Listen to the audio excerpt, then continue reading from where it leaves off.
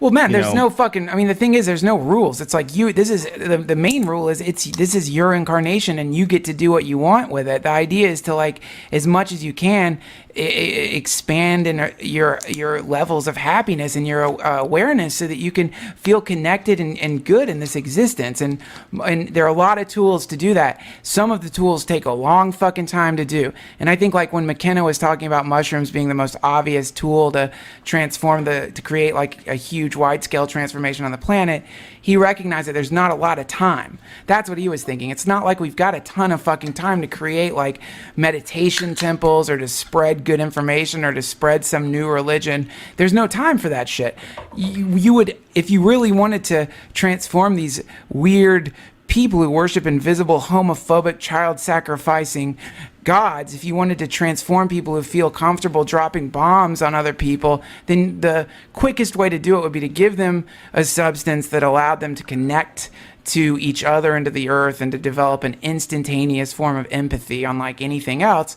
And then when they came back to, it'd be much more difficult to think about, to perceive what their weird invisible God in the same way. Yeah, it's almost like we're moving in a terrible direction, because we don't have the proper ingredients. So because we don't have the proper ingredients, we can't feel what we're doing. It's almost like we have a numb arm probing into the darkness, and that numb arm is scratching the fuck out of reality. Yeah. And we don't know it because we just can't feel it. But if we could just feel it, if we could add this other ingredient into the mixture that is life, well then, okay, now all your pieces are in order, and now you can see and feel what you're doing.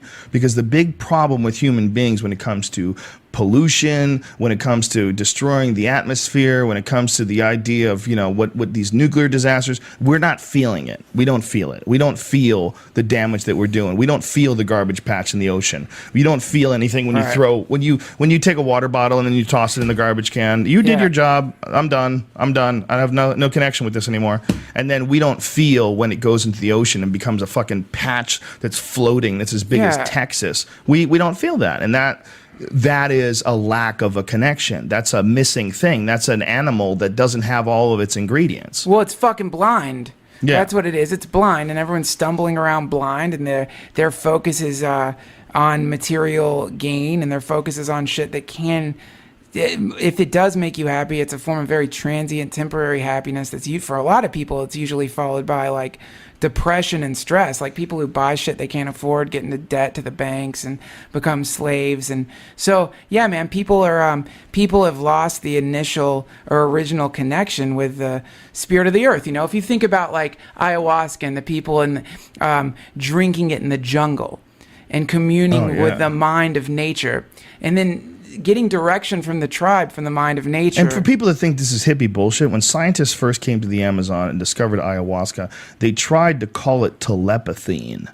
That's what they were going to try to talk, that's what they were going to name it as, because of the fact that they were able to have these telepathic experiences with each other, and they all communicated about having shared visions and shared hallucinations. Yeah. So they were going to call it telepathine, but it was already, the chemical in it was already named harmine, or the whatever the substance was, and so they had to stick with the name harmine. But well, see, this substance, I think, for these people has been a form of spiritual compass. It points in the right direction. It sets you straight. It's like a tuning fork for your soul. But it's amazing that talking about this, how did this happen? Talking about this is ridiculous. Talking about this is absolutely silly. I feel nervous when we start talking about mushrooms can change the world, because I'm like, who the fuck what is this idiot saying? What kind of nonsense is he saying? But meanwhile, you're compelled. You're compelled to say, listen, I know it sounds stupid. I know I'm a goofy looking fuck. I know I'm the Fear Factor guy. Yeah. I know, who the hell am I? I barely got through high school, went to 3 years of college where I halfway paid attention. But I'm saying that we might be overlooking one of the biggest tools that human beings have ever had for evolving and developing. And that might be why the fucking train is off the tracks and into the woods. It might be that the animal isn't balanced. And it might be that the animal literally developed eating all this stuff. The animal might have become consciousness and aware from being a savage, eating all this stuff.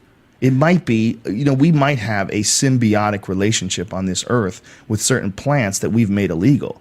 We might need them in order to be aware of our potential, the potential harm that we can do, the potential good that we can do, there's the no value of positivity. There's no might about it. The value of positivity is so important when you're on a substance. That is where all bad trips come from. All bad trips come from some negativity, whether it's a paranoia, whether it's a fear, whether it's a bad memory that you have that you're trying to avoid, shitty behavior that haunts you that you can't correct, whatever the fuck it is that triggers the bad trip. It's always a negative thing. Well, what it is it's what's happening is when you're taking a psychedelic, you're being given a glimpse at yourself from a distance that maybe you haven't obtained. And like meditation will give you that distance. It gives you a form of intense mindfulness. And so all of a sudden you're able to see I think the root of whatever pattern your life has become. And the root is a feeling. And that feeling for a lot of people can be a negative feeling. And so that's when people say, I don't like smoking pot, man, because it makes me get introspective. I get paranoid and nervous. Yeah. It's like, no, pot is not making you paranoid. Pot is showing you the paranoia that exists deep within you that's causing you to act fucking weird and causing your relationships to be a little more dulled than they need to be and causing your actions to be a little muted because you're afraid of the reaction that people are going to have to you because you're still stuck in survival. You want to survive so bad that you're scared, and you've covered that up with all the different whatever clothes you've decided you're going to wear in this incarnation and your tattoos or whatever you've learned. But deep within that, behind all that, for a lot of people is something that you could easily term negative energy, but I think it's fear. Yeah, it's fear, and psychedelics show you that. And so the way to trip and these sinners that you're talking about, and if these sinners were there, then when someone started experiencing a difficult trip, then these people would, instead of getting them away from that, they'd, in the best way possible, try to turn the person to it. Like, what is that fear? Is that fear real? Because the joy of a psychedelic is when you have the balls to go into the darkness, and all of a sudden you realize that darkness was a complete illusion. All the darkness and negativity and spooky shit and guilt and fear and crap you thought was inside you and all the bad things you thought you've done and all the things that you feel terrible about secretly, you realize that's nothing. It's an illusion. The universe loves you. You're completely embraced by the entire universe. You're an incremental part of the functioning of the cosmos, and you're an incredible, wonderful, perfect fucking thing. And when you get a glimpse of that, it's the greatest feeling ever because you're healed. Because that's what true healing is, man. True healing is realizing you were never sick in the first place. True healing is realizing you just had some fucking a little bit of dust on the windshield, man. You brush it off, That's all. And that's what psychedelics do for you. And you know what else does that for you? Really good therapy. But really good therapy costs a lot of money, and it takes a long fucking time. And you have to be open to it. You have to be open to change and smart, and you have to have the ability to recognize your own faults. Yeah. Some people just have this weird shield between them and reality where they've become successful because they never admit guilt. And they just press forward and they rationalize every single thing they do. And they just press forward. And that becomes a mindset just as much as, what we're talking about. That becomes just how work is done.